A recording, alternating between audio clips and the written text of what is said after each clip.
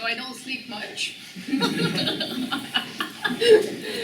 But I'm having a lot of fun. So I've been a professor since 2005, and when I started my career, I came here to meet with good professors, namely Matt Gorda. We were starting our career at the same time, almost. And I met with Professor Miller, and so we've been collaborating for quite some time.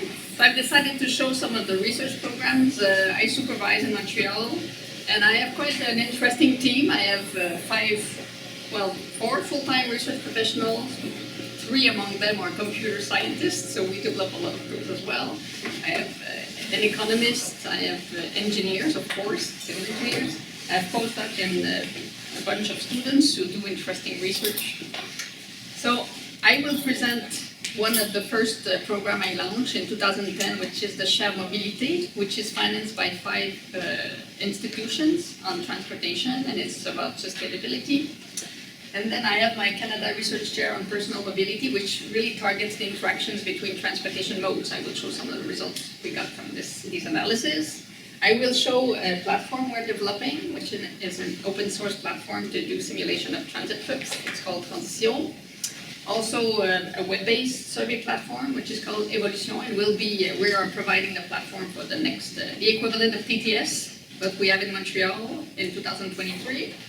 And I'm also a member of another chair, which is called the Chair in Transport Transformation, and I'll be also presenting rapidly what we do in this chair.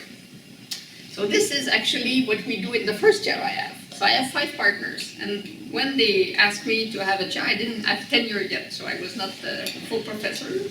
I was starting my career. They said we need assistance to evaluate the level of sustainability of transportation plans, projects, and policies.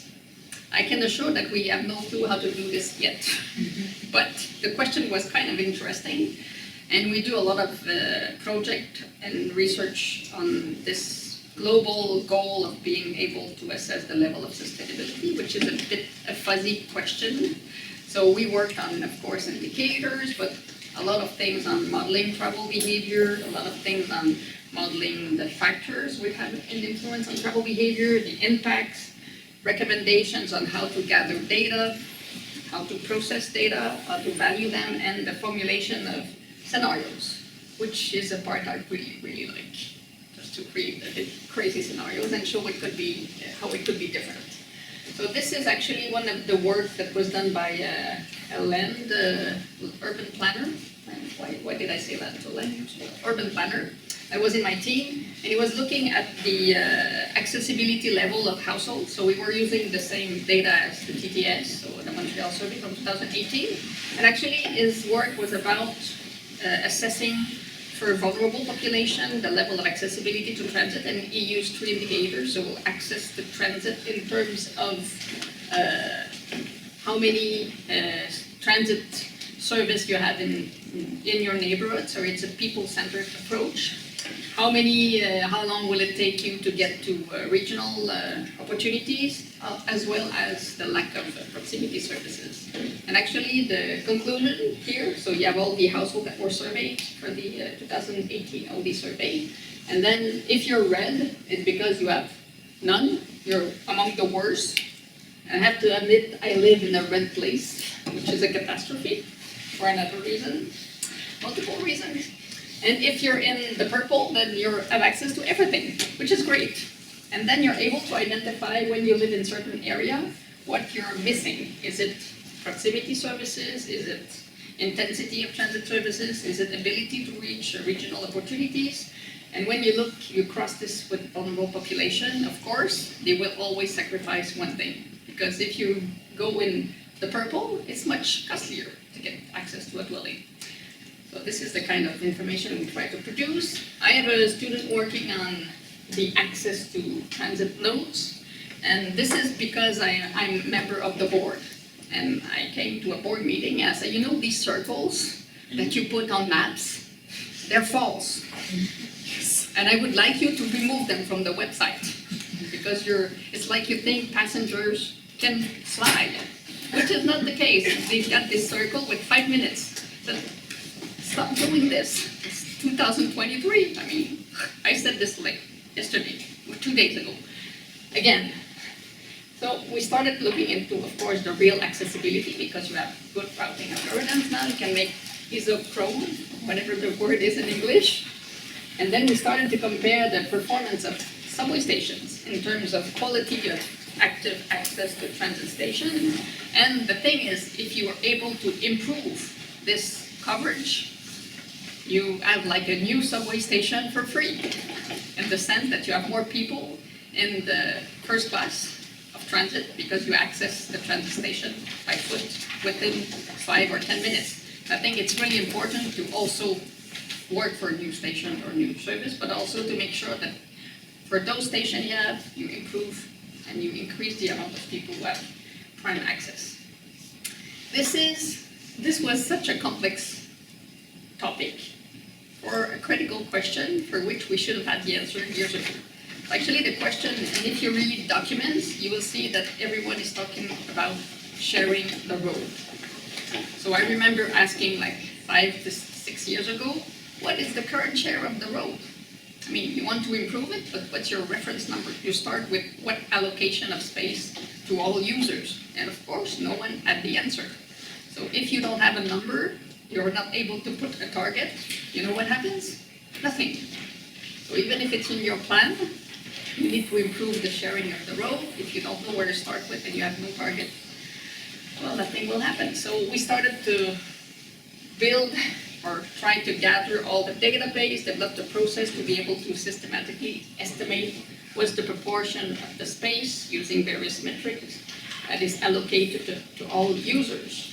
And we end up, so this is the margin, this is, I don't know what's the word, the road space, and then this is the proportion of this entire space which is dedicated to roads. So you have more or less margins, and then you have the share of the street, which is dedicated to this, and then you try also to assess what is the proportion of the current allocation of space, which is dedicated to specific modes. So this is the spectacular allocation for bike, where you have nothing. Yes. So I don't know what's happening in Toronto, but in Montreal they are putting what they call rêve, which would be dream, which is the express network for cycling. And people are saying, that's not possible, you're taking all the spaces for cyclists and blah, blah, blah. And of course, you look at this, it's, okay, what's the problem? I mean, this is lower than the share, and this is lower than what you're planning to get with your master plan on cycling. So there's no issue, it's an inequitable situation, but it's really important to be able to estimate this and measure the needs gap. So I had a PhD student working specifically on this and the estimation of the equity component of space allocation, and should we adopt the sufficientarism, I never get this word, approach, or egalitarian approach, or all these justice definitions. How do you manage to better allocate space? This was so when we try to assess the impact of transportation on sustainability, the social impact, this is one of the components, which is health. So I had a student working on the impact of taking transit on health, and she's used the METs, so the metabolic equivalent of that. So when you walk to transit, when you travel, when you do transfer, so and you walk at both access and egress points, how many activity do you get an average? So we again use routing, we use the observation from Poly surveys, and then you get to estimate what the contribution. So transit is not, it's a semi-active mode because you do 1/3 in average of your daily activity, physical activity, and some may do 100%. And it's good because usually you take transit daily, not anymore because people telecommute, but telework. But it's still a good contribution to keep people in good shape. So that was something we demonstrated as well. And this is actually Jérôme is a PhD student that's having his defense next Monday. And he's working on car dependency. And it's really, this is one part of his work where actually the question that was raised was, when you take this assumption, you need to be 400 meters from a station. Why 400 meters? Why not 350? Why not 500? Why not 700? And you know what we do as a researcher? Well, the paper before me took 500, so I'm going to take 500 again. And the paper before took 500, and then you go down the series of reference, and you end up having this guy, well, I will make an arbitrary choice and they put 500 meters. Well, we are trying to assess what's the best distance and how many of these opportunities you need to actually get an impact on something. So his target is the car ownership, and we want to assess both distance and number of opportunities, because for some opportunities you may need more than one to get an impact. For instance, the number of shared cars. So that's what he tested. He tested for various distances and various amounts. So here you have population density. Is it within a certain distance? Which one? And what's the impact on the car ownership for various types of household? So this is for one adult household. They're easy because they have a car or not. For the others, it may be more complex. So we use the gradient boosting approach to test what's the walking distance to the nearest station. When do we see a threshold in terms of change in proportion of household having a car or not? And we test this for various variables, various types of household, and various number. So this, for instance, is the number of shared vehicles with the car sharing system, and this is within walking distance. And you see that for some types of household and distance, so in purple it's the 1.6 kilometer, so you see the drop in probability of having one car, depending on how many shared cars you have. And then you seem to reach a plateau. So it means that if you put 4 cars within 1.6 kilometers, you should get an impact, but if you put more, then the impact is less clear in terms of gain. So this was really interesting in terms of what kind of amenities you should put to get an impact on car ownership. This is, and I can talk a lot, like all professors. So this is also something which is available on GitHub. This is a corridor analysis that was done. And actually the reason is that I was tired of looking at this. You know, an OD matrix, fully enumerated OD matrix or set of desire lines, you just can't see anything. So if you want to understand the demand, without accounting for the bias brought by current network, then you need a way to actually identify the most important corridors. So we use the trajectory clustering approach, like this, to identify important corridors. And that was really interesting because some of the projects in Montreal are trying to capture these important corridors and identify where there is sufficient demand to actually trying to implement new service is a relevant approach. So this was an example, and if you're interested, I'm using this in my class now to make students test the corridors, and we've combined the clustering approach with segmentation and identification of how to cut in 4 pieces, so you have the directions as well. So it's kind of interesting, and we use this in various contexts. So the what-if scenarios are really those I enjoy doing. It's like we get a bit crazy. So this is the question on how many trips could be done walking and cycling. So I've done this a few years ago, and actually it's because decision makers were asking or saying, you know, cycling, there's no potential that, you know, no one, I mean, it's a marginal mode. So we started to estimate what would be the potential for active mode based on current trips. And we use distance threshold based on currently observed modes using cycling and walking and considering population segments. And we're able to estimate that 24% of daily trips before the pandemics could be done walking or cycling. So when you take into account age, gender, and this distance that we can consider walkable, we take into account the trip change structure and the purpose. So it's actually quite a big potential. And this is a map that I put on Twitter. I rarely do this, but I put this and I said, hello dear planners, if you're interested in knowing where to put infrastructure for walking and cycling, this may be useful. And actually this is just the density of the potential for walking and cycling. So when you're in blue or green or what, I don't know what color you're seeing, this means that there's a lot of overlap of these potential walking and cycling trips. But it was kind of interesting. So this is for walking. So you see places where there's a lot of trips of short distance and where they are using a motorized mode currently. That is probably a problem, because if you have a lot of potential, it's because people don't walk while they could be walking. And this is for cycling. So you see some places where it's actually quite obvious that there is high potential. And I had few interactions with this map. So this is also another scenario we did where we were estimating what if everyone was just sharing their car. And we just had a pool of cars. How many would we need? And everyone still drives alone in his car, but it's using whatever car is available in his neighborhood. So we end up, depending on the assumption we make for walking, so you have to walk to the car, removing like almost 1 million car, which is crazy.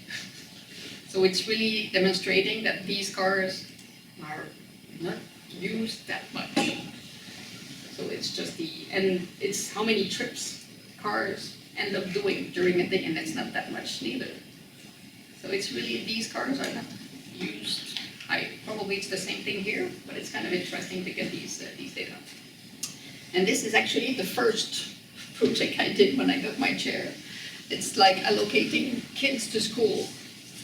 Because I don't know if it's happening in Ontario, but in Quebec, the distance between home and school is just exploding.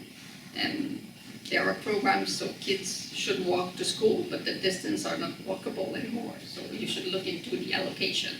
And when we did the optimization, so we minimized the total home school distance at the collective level, and we allocate kids to school, taking into account age, capacity of the school, and of course the private public networks.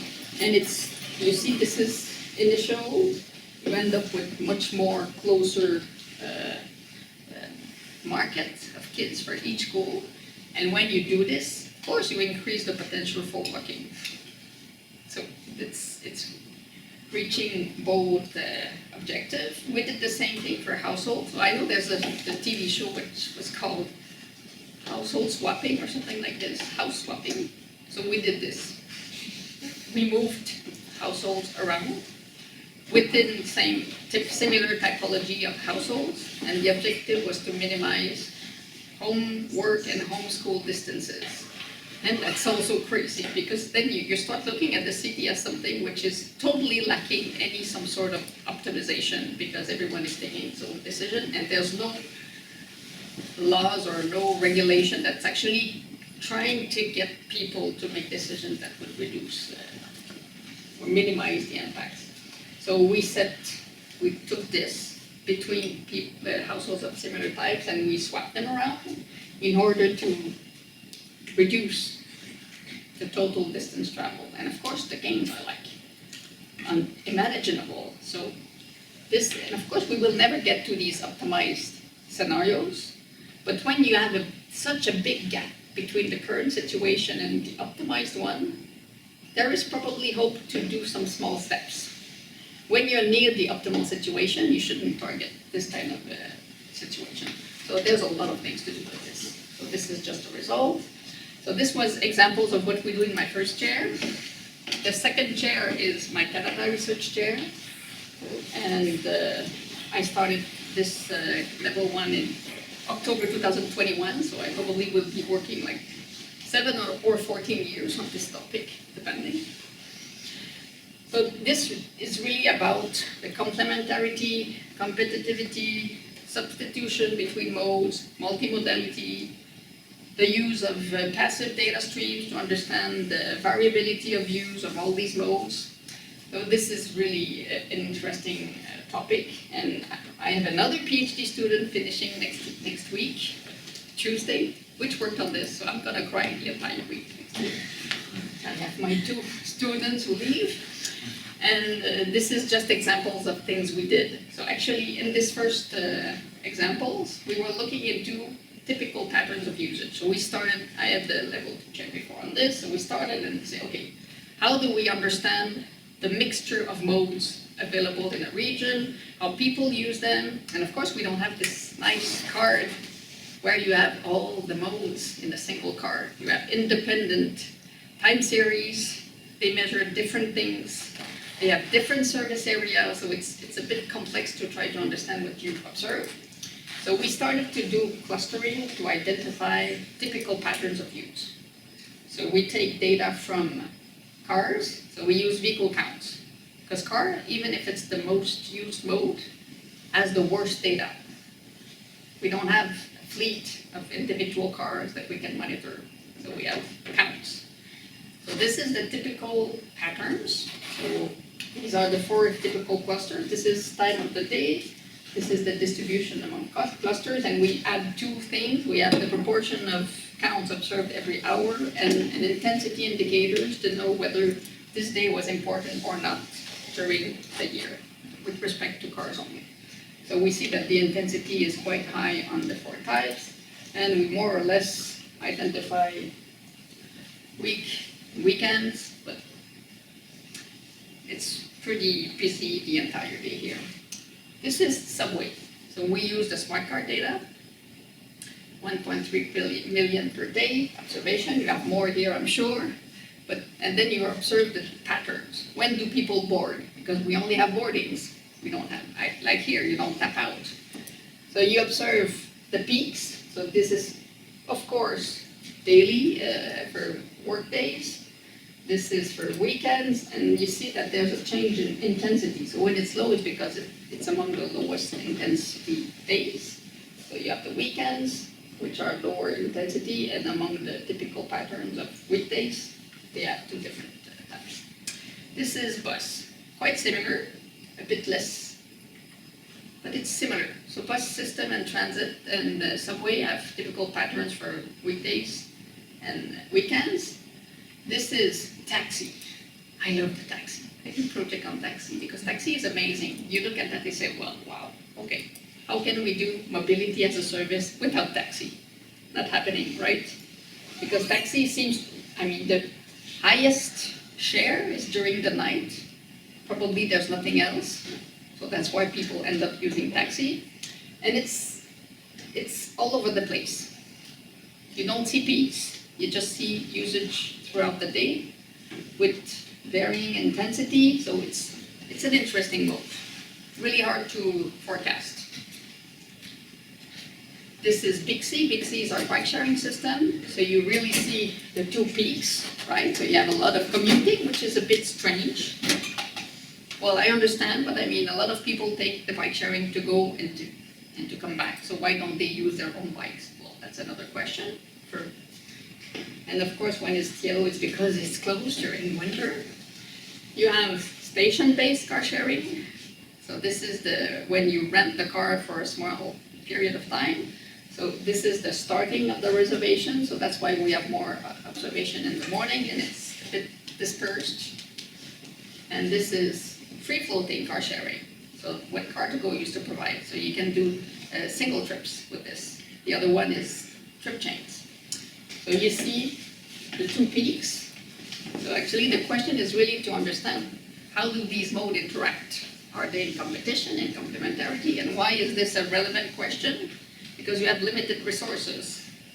So this project actually came out, I had a phone call from the elected person from Montreal responsible for transportation, and he called me, he said, okay, the taxi driver are telling me that the bike sharing system is taking them customers. Is this true? I said, well, I don't know. I said, that's a very interesting question. And they're also saying, these people, say, okay, how can you remove 2 parking spots to put the bike sharing system or station? So what's the problem?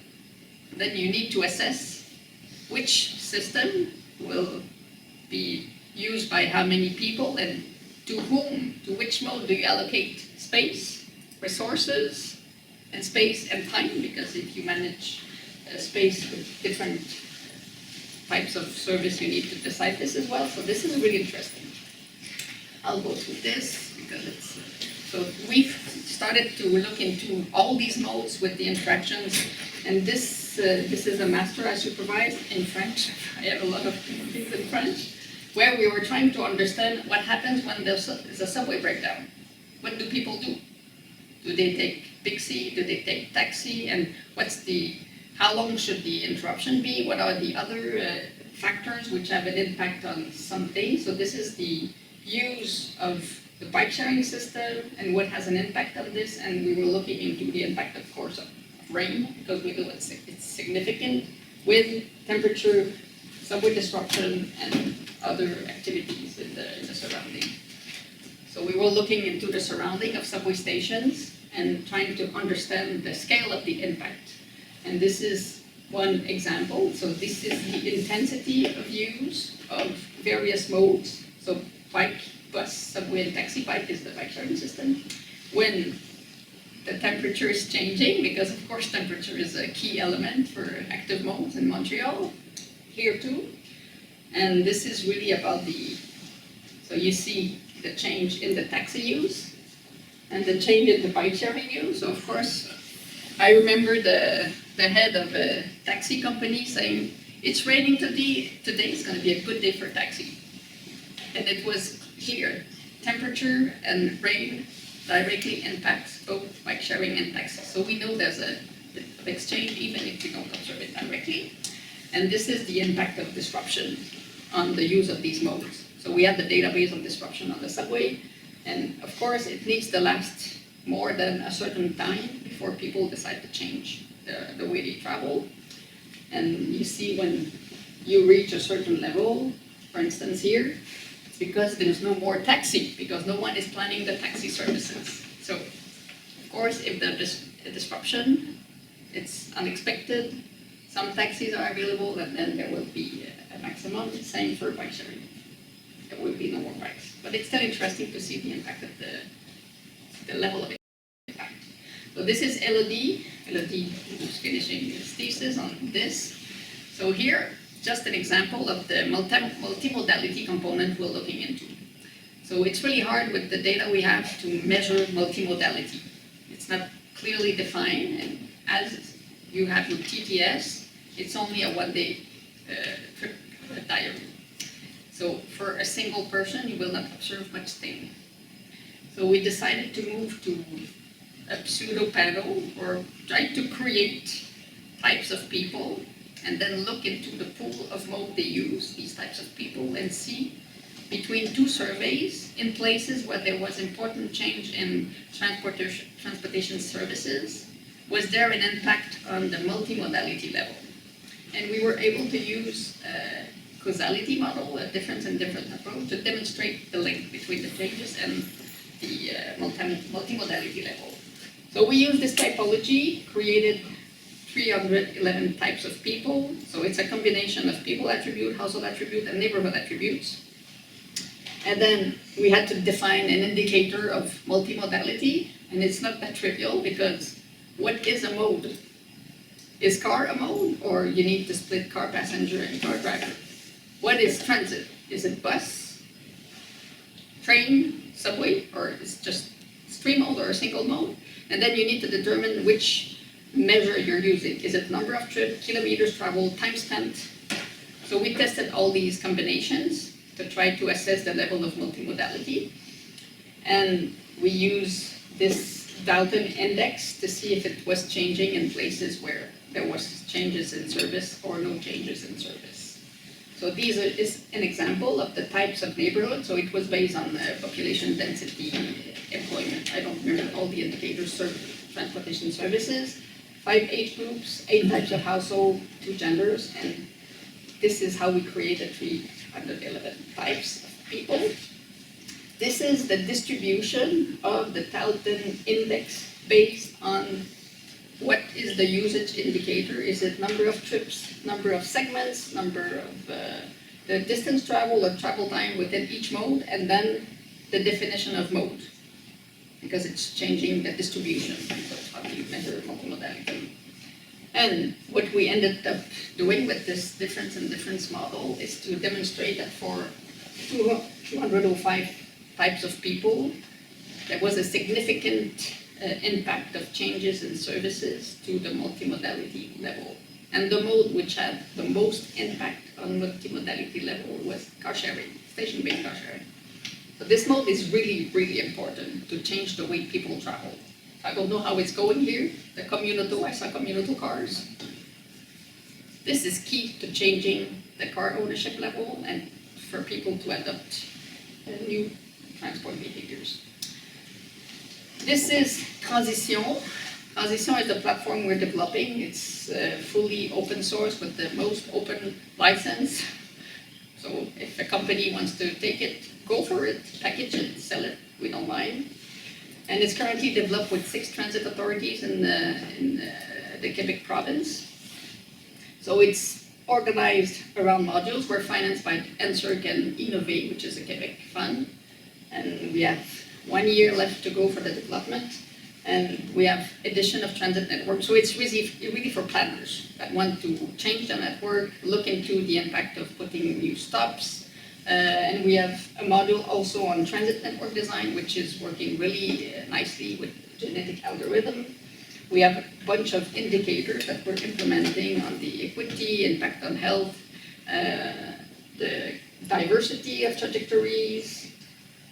We have a mode choice model that we need to develop, and we have the component where we manage demand, because we have travel surveys, but we also have latent demand, theoretical demand, demand from smart card, and all other databases. So this is the interface. So when you code nodes, then you can generate lines, have statistics on time, load profile, things like this. This is an accessibility map. So this is a very interesting thing happening in Montreal. There's a lot of projects being proposed, the pink line for subway, the express, whatever network on the east. So we look into the impact it will have on access coverage. And this is an example where there was a small city called Drummondville. They called us, they said, we want to just create a new transit system from scratch. We would need your assistance in helping us determine what network to build. And there are few tools and approaches to design network.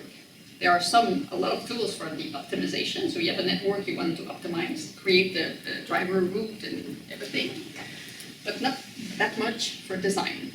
So we used the genetic algorithm a few years ago to test the potential. So we applied this for this region. So we generate a set of nodes based on population and amenities. We generate a set of route and bus lines, and then you have constraint, which is the each number of bus or the budget or whatever. And then you minimize the total cost, which is the sum of traveler cost and operator cost.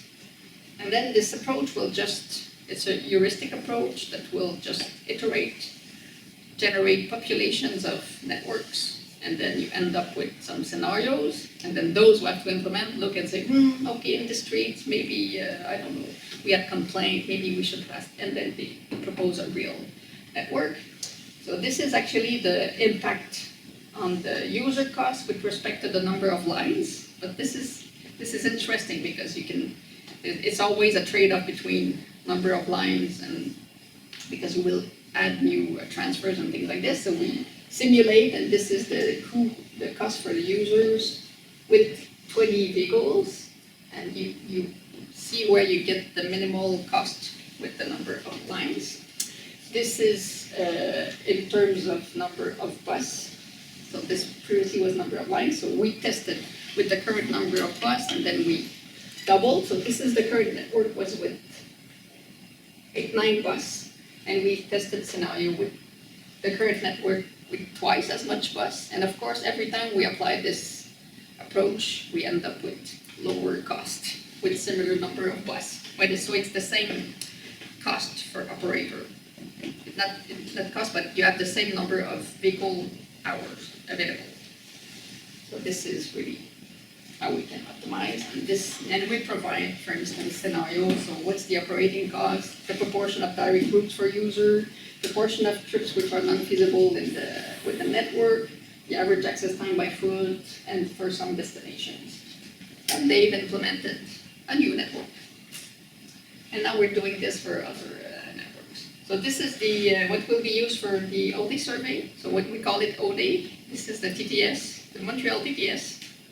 So it's the MTS. That's weird. I can Montreal to Montreal. Yeah, we're not doing this. So we're also hoping to put this open source eventually. It takes some time. And last thing, this is the other chair where I'm involved. We're 4 researchers. And it's really about preparing scenarios for GHG reductions in Montreal. So we're trying to develop scenarios that combine people and freight transportation. And the global view is something like this that will happen. So I don't know if you're using this kind of approach often, but there's the reduce, transfer, and improve. We called it in French RTA, réduire, transférer, améliorer. When you need to identify strategies, first you should try to reduce demand, then you improve you transfer to modes which have lower impacts, and after you go with the improve without changing demand, like with electric cars, for instance. So we simulate a bunch of things. Whoops. So if you make the assumption that you want to reduce demand, that it means you need to transform how the demand is organized. So this is where we have these scenarios of changing the home location, changing the choice of school and work location, changing the supply, teleworking. So this should end up in changing the trip length or the trip frequency. So you're able to estimate the impact it has on the GHG and other impacts. If you change modes, then you need to assess transfer to active mode, transfer to transit or ride sharing. You assess the potential. And if you want to modulate, so you change the car type. And we've estimated actually, if people were buying one of the 10th less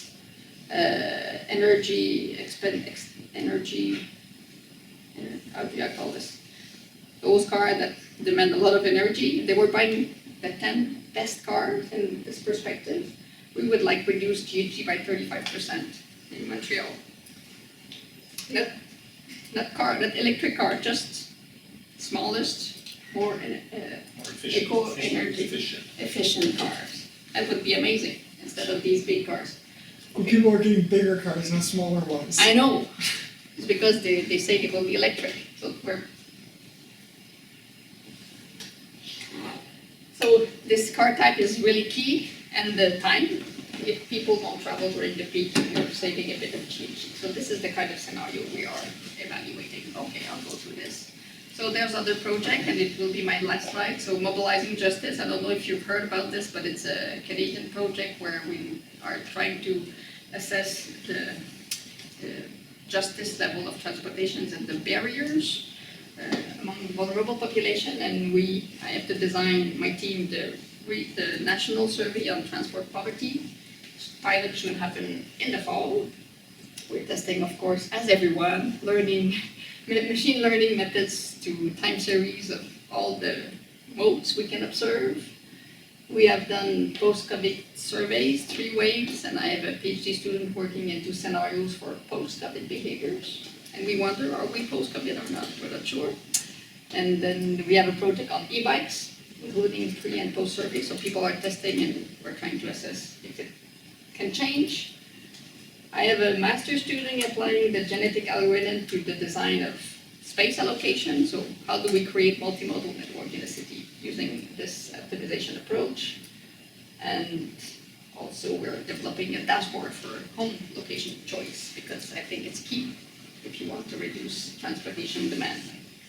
Voilà, thank you.